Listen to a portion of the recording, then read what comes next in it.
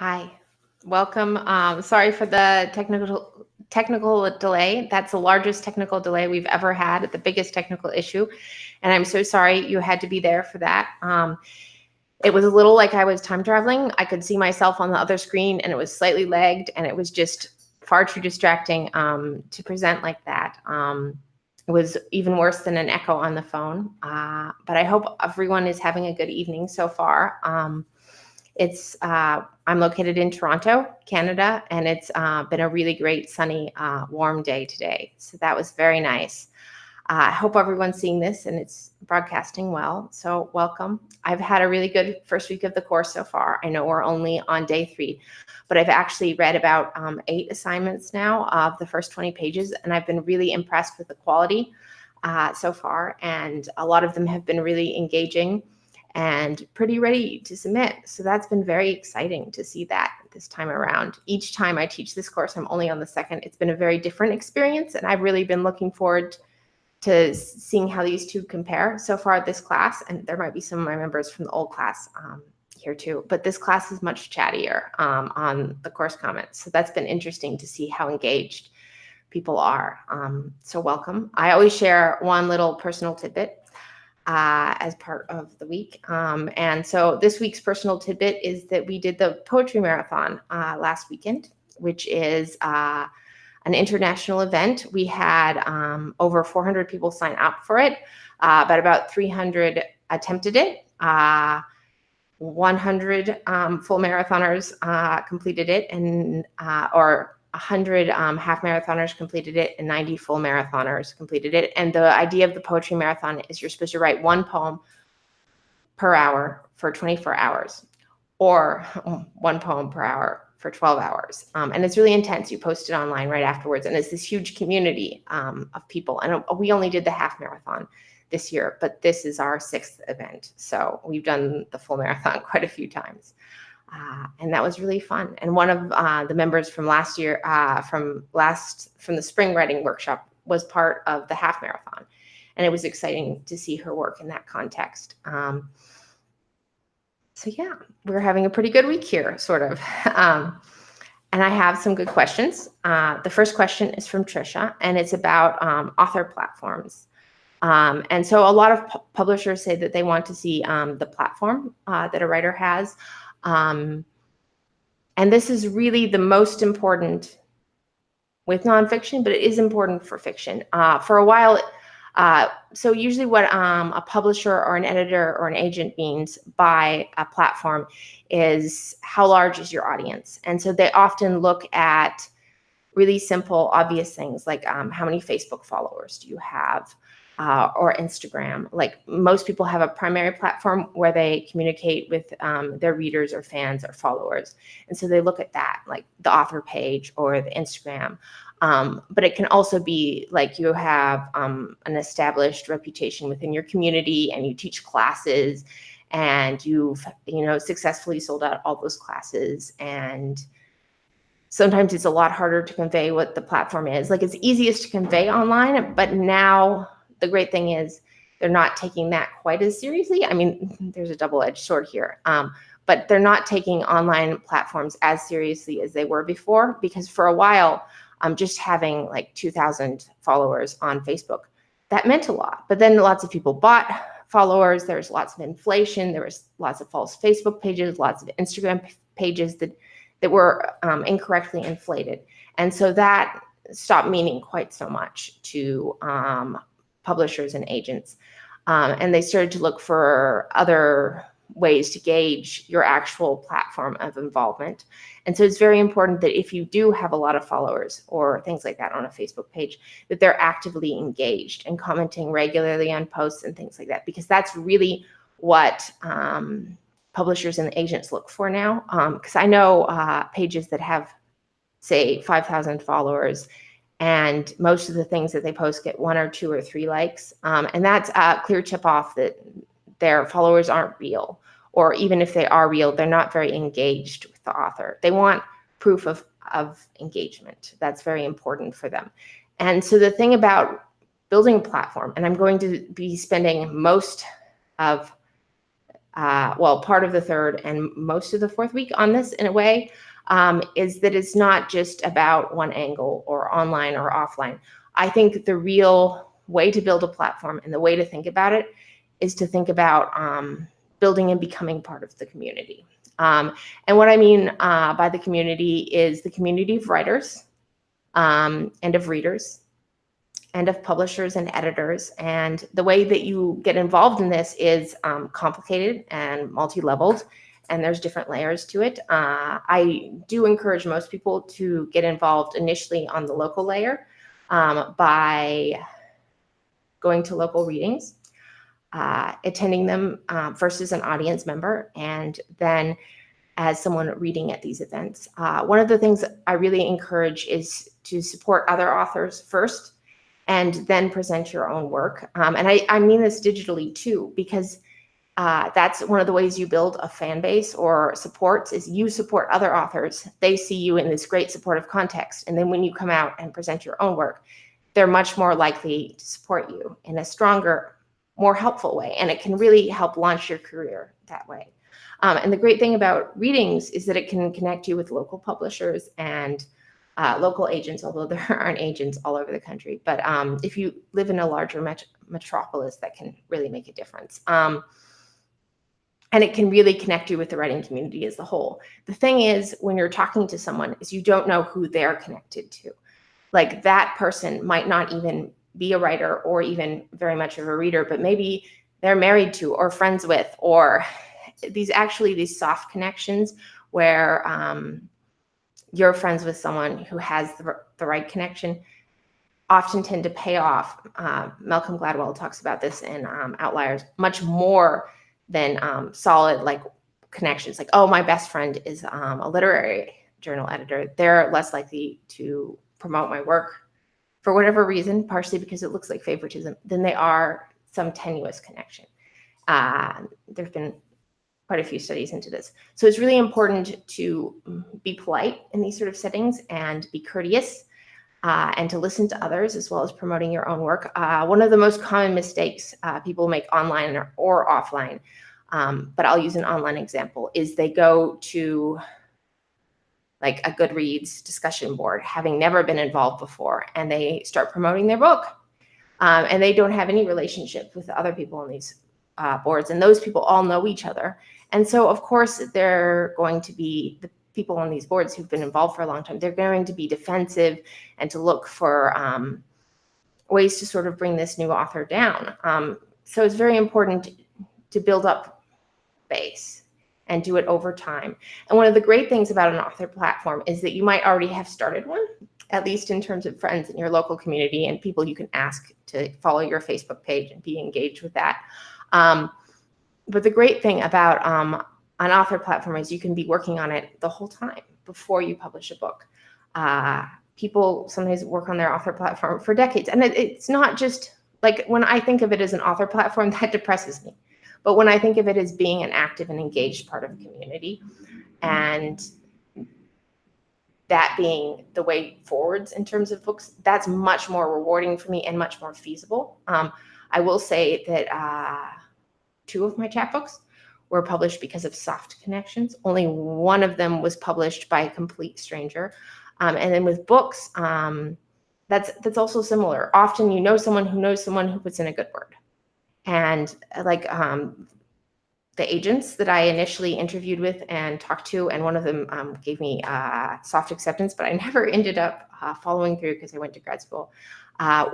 They were the agent of a good teacher who I really liked and admired, but didn't know particularly well. And that teacher really liked my work. And so she recommended me to her agent, and that agent was interested in my work, even though genre-wise, I had nothing in common with the author that that agent represented. That author was very much a literary author, and I am very much a genre author. So you never know what connections will equal what, or what will lead where. I do think it's important when you're building an online community to be really consistent about it. Like with Facebook, to post regularly, to schedule posts. I have built both the Authors Publish and the Freedom with Writing platforms online from scratch. I think Authors Published is about 100,000, and Freedom with Writings is about 300 and something thousand followers. And I just did that over time. And by making sure that I scheduled consistent posts, and by seeing what engages people and what didn't, and what I felt comfortable with. Like, I feel like if you post something that you're not comfortable with, that's reflecting on you in an incorrect way, and you should really be in line with what you're posting and what you're sharing. I think that's very important. It's interesting because Alicia Sophia, who's an author of a book, I think it's called 143, she got a small publisher for it. And I've known her for a long time, actually, through the Poetry Marathon. And she has managed to build up a huge, really supportive following on Facebook that she calls a tribe. And she never really thinks about it as marketing, but she's really good at it. She's got people to write her logo or her slogan, 143 all over, like, their hands and their arms, and they posted that on their Facebook page, and that's one of the ways they spread the word. And there's all sorts of things she links into her book that are important ways of spreading the word about her writing. And so it's just this thing that you develop over time. And there's no, like, secret one thing you have to do to really pull it off. It's about concerted work, both online and offline. I think attending conferences is really important for it. But local workshops are good too. There's all sorts of ways you can develop and strengthen your platform. And I do talk about this in great depth during week 4. So I am going to move on. Jax says that I still think of maintaining an author website as taking away from my writing time. What are my thoughts? So I think this is actually an excellent question, and I'm really glad you phrased it that way. I think about someone like, I think his name is Andy Dwyer. I don't know quite how to pronounce it, but the author of The Martian, which I really loved. He published that online initially, and it was actually his readers that were really committed to it becoming a book. And when he finally published it on the Kindle, he self-published initially, it ended up being like #1 on the sci-fi bestseller list because of his fans, his long-term fans that had read this thing for free on his blog. And this does not always work out for people. You should know that, but it definitely worked out for him. But I think he found a way, like, he had very limited time, and he wanted to write in a rewarding way with feedback. And he knew that he would be able to get that feedback and have that rewarding way of writing by publishing it online himself. And so that's what he did. That was his, end goal. He was happy with that in and of itself. That might not be true for you, but try and find a way, if you have very limited time, to maintain an author website and still write. Like, try and maintain it in a way that supports your writing. That could be releasing tiny excerpts of what you've written. It could be writing about aspects of your writing that engage and interest you, but that might also engage and interest other people. I actually don't think an author's website is the most important thing to establish. It's good. It's good to have one. I have one. But there are other ways to get followers and to maintain interest. Like, one of the things that I really encourage authors to do is to write for publications like Authors Publish, but there's lots of others out there, Poets and Writers, Writers Digest. If you write articles for them, they will publish, or for us, they'll publish a bio link in the bottom, and then a link to your website or to your Facebook page. And we've had writers for us that have done really great articles, have seen huge upticks in their followers and things like that. Because when you just have a website out there in space, there's no one connecting to it directly unless you're doing readings or things like that. Whereas if you're actively posting on other people's websites, it looks more serious because someone else is publishing it. You don't have to update as regularly. Like Chantel Atkins, she's written for us for the last, I think, 5 years. And she usually only contributes 1 or 2 articles a year, but we've helped consistently build her fan base, and she's really helped us by writing some wonderful articles. So we've been able to support each other in that way. And I think that's an important thing to take into consideration, is what is the best use of your time, and is maintaining a website the right thing to do? Is publishing a blog the right thing to do? Who is reading your blog? Like if you're doing lots of authors readings and you're giving everyone little business cards with your blog address, some of those people might be checking out, but otherwise, how are people finding you? That's very important, because there's no point producing a lot of high quality content if people are not regularly seeing it. And just posting on a blog isn't very attached to Google, and it's just very hard to find those sort of things, even if you're publishing high quality content. So I hope that answers your question, Jax. Phil has a question about synopsis. And he was just asking for me to go into more details about writing a synopsis. And synopsises are very important, and I do cover them in depth. There's an entire lesson devoted to them during the second week. And one of the great things is the first time I taught this course, I gave feedback on the query letter, but I didn't give feedback on the synopsis because it was already taking a lot. It was never part of the plan. But this time, because I know how important it is to get feedback on both, so that you've had my feedback on everything you'd submit to a publisher, at least the early stages of it, I am going to do feedback on the synopsis as well. So I will be doing that.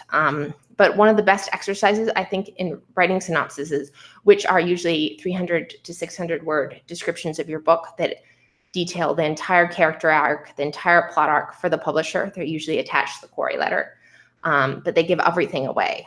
There's no need for a spoiler alert. That's their purpose. They just are supposed to divulge everything. And it's really hard to write them because they're dry and they're not that interesting and engaging in and of themselves. But I think one of the best ways to get better at writing synopses is to watch something that you like and then write the synopsis of it, or read something that you like and write the synopsis of that. One of my students last course, she wrote a really amazing synopsis of Pride and Prejudice. It made me really want to read that book all over again. And I wasn't even that big a fan of it the first time around. So I really think you can learn a lot by giving a synopsis of someone else's work, because you're not as close to it. You can see it from that more abstract angle. Like, it's been interesting giving feedback on the manuscript so far, because lots of people will say, oh, I understand completely what you pointed out to me. I just couldn't see it myself because I wasn't objective. And so I think it's better to write these synopsises, at least initially, from an objective eye, which you can do with someone else's book or movie, and then to write your own once you understand more how that perspective works. I think it's really interesting, and one of the ways you can develop your way of conveying the synopsis is the way you make any sort of story better or more interesting is that you tell it a lot. Like John Green has this advice that in order to tell a story really well, you should start telling it in your real life and gauge people's reactions. When do they lose interest? At what points are they really engaged? What do they connect with? What don't they? Like, watch how they interact with your story and then refine that story based on that. And there's stories like that. Like, I've told the story of how my feet were run over by a car a couple hundred times. It used to be something I actually told my students back when I taught at the non-famous Berkeley in Manhattan, and at Seattle Pacific University. I used to tell them about how my feet got run over by this car as this larger storytelling exercise. But I got so good at it that I knew how to really engage with them every time I told it. And every time it got slightly better. And I knew what jokes didn't work and which ones did. And it's really interesting because John Green's first book, Looking for Alaska, includes some semi-autobiographical information. And one of the key points in that story, that fictional story, is a prank. And he actually pulled off that prank as a teenager. But there's video on YouTube that he shared of him telling about that prank when he's in college. And it's really interesting because you can see how his storytelling has evolved over the years and how like he's tweaked this real life story into a fictional thing. And I think with synopsises, if you were telling a friend about your story, what would you tell your friend about your story? And maybe you should practice. You should find a few friends. You should tell them the synopsis and see what they engage with, see what they find interesting, see where they tune out. Ask them for if they need clarification in certain areas, write notes, maybe even record it. I mean, that's super awkward, but it might be profoundly helpful because you can really gauge someone's reaction when you're telling a story in a much better way than if they're just reading it off a piece of paper. So I would say that that's worth trying. So I don't have any more questions on my list. Are there any more questions in the chat? I don't see any, but if you have any, please type them now or in the next couple minutes, because then I'm going to turn it off. It is about time when I usually do, but we started 5 minutes late, so I kind of hoped to go 5 minutes over, but maybe not. Still waiting just in case there's any more questions. And the good news is I do have office hours next Wednesday. But then the Wednesday after that, I am taking some time off. We're traveling, but I'm still going to be working every day, but I will not be doing office hours the following week. So sorry about that. But I'm always free to answer questions via email, support@authorspublish.com. And some questions are easier to answer over the video, and some of them are much easier to answer over an email because there's like a one-sentence answer and it's very definitive. But if it's a more complicated answer, it's obviously much easier to do it this way. Oh, Ashley asks, what are my thoughts on self-publishing? So I actually do talk about this on the final day. And I have complicated thoughts about self-publishing because obviously I've done it through Authors Publish. So I've never self-published my creative work. I'm not really interested in that. And when I first started self-publishing Authors Publish stuff under the Emily Harstone name, I didn't really think about it as self-publishing. I thought I really want to write a book about how to submit.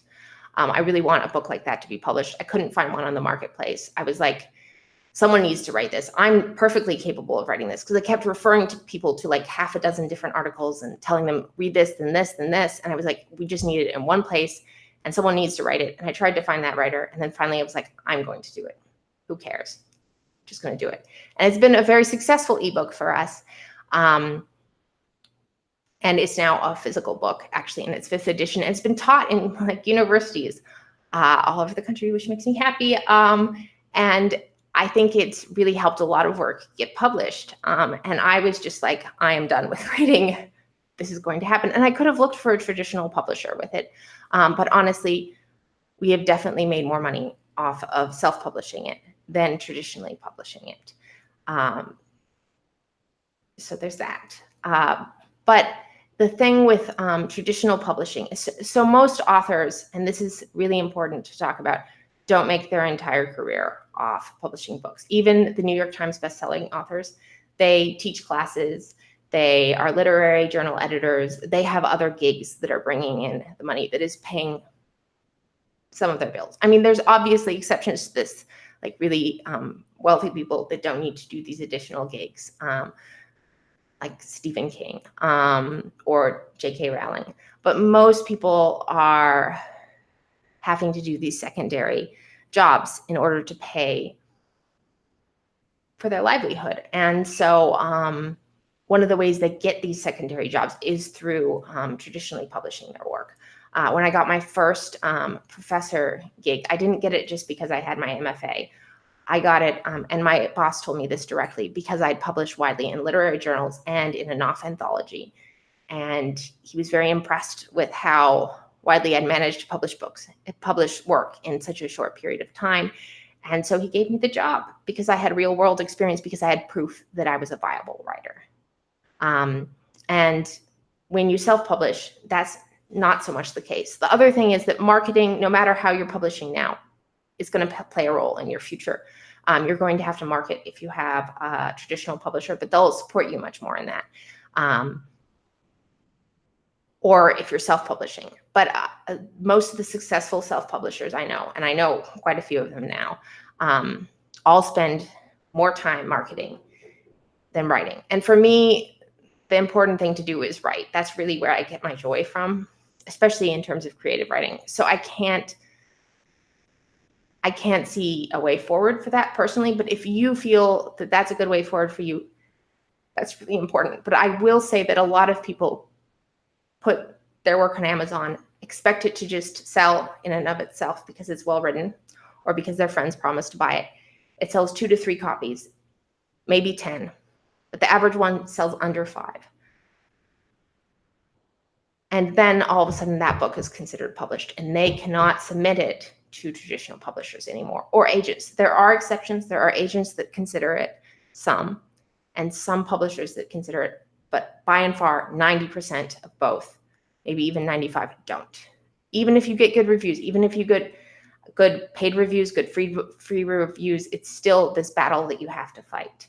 And for a while, self-publishing was really hot, and agents and publishers were more open to it, but I really can feel that window is closing again, and maybe it will reopen. But right now, I would say that it's much harder to be a success story in that market than it was 4 years ago. So those are some of my thoughts on self-publishing. You can read even more on the final day, but so I think it's a mixed bag. I think it really depends what you want to be doing in terms of your time, and if you already have an audience, like sometimes people have a really large supportive audience already, and then maybe the right thing is for you to self-publish. It's up to you. So Jack also asks if I want to write something for you, what kinds of things are you looking for? So that's an interesting question. At Authors Publish, we're currently scheduled quite far in advance for special features, and that's largely what we get from writers that I don't know very well, like new writers, is they do special features. Like we've had the same person contributing the themed calls for submissions for the last 3 years. And Ella Perry has done our literary reviews for 3 years now too. So those rules are pretty consistent and locked in. But the special feature articles, which can cover a lot of things, basically anything in terms of writing and publishing, those usually feature a new author every week, and a different author. And some authors like Chantel Atkins have contributed to that on and off for like 5 or 6 years now, but they only do a couple a year. So we really do have a variety. And I've really been happy with a lot of the people we've published in that and a lot of the articles, but it's, it's sometimes hard to find the right one too. But the special features that tend to be the most successful are ones that focus on specifics. Like there was one that was pretty successful recently about how an author managed to sell, I think, 1,000 copies just by talking to people and by doing no digital marketing, and in a relatively short period of time, I think 3 to 6 months. So that was successful because he showed how he did this and the techniques he used to do this. And then he tried it on Facebook and it didn't work for him. So it was really interesting to see what did and didn't work. And that was a good article, very engaging. And anything about, one of my favorite articles that we've published in the last year was about this author who has successfully sold a number of books. And all of those books have sold pretty well through the publishers after he sold them to the publishers, and the publishers sold them to the public. And all these books got good reviews, and he still can't find an agent. And it was about that process and figuring that out. So things about specifics. Almost all of the submissions I received, like the vast majority, are just about someone's personal journey with writing. And while that's interesting, we don't really publish personal essays, and I'm not particularly interested in that. But I am interested in how a 3-minute timer changed your writing routine. We've already published it, but I'm interested in that. So I'm interested in concrete takeaway things based on personal experience. And those can have something directly to do with writing or publishing, either of those things. I hope that answers your question, Jack. And well written, it should be well written. But yeah, like websites that you like, any of that sort of stuff, I'm interested. And the other thing I do is I really encourage you to pitch first, and then send the article if I accept the pitch, because a lot of people send articles that aren't right for us at all. And I feel really bad rejecting these longer articles when I could just look at the pitch and say, no, we've, like writer's block, we're done. We're not, unless you have something revolutionary to say about writer's block, we're not publishing it, because we've published way too many and we get one submission per week on that subject. And it's just, they never do that well as articles. People really like writing about it. I don't think they actually like reading about it. At least that's my takeaway on that. So yeah, I think I actually finished that. And I don't think I have any more questions, and I hope you all have a wonderful night. And hopefully none of you feel quite as tired as I do. Okay.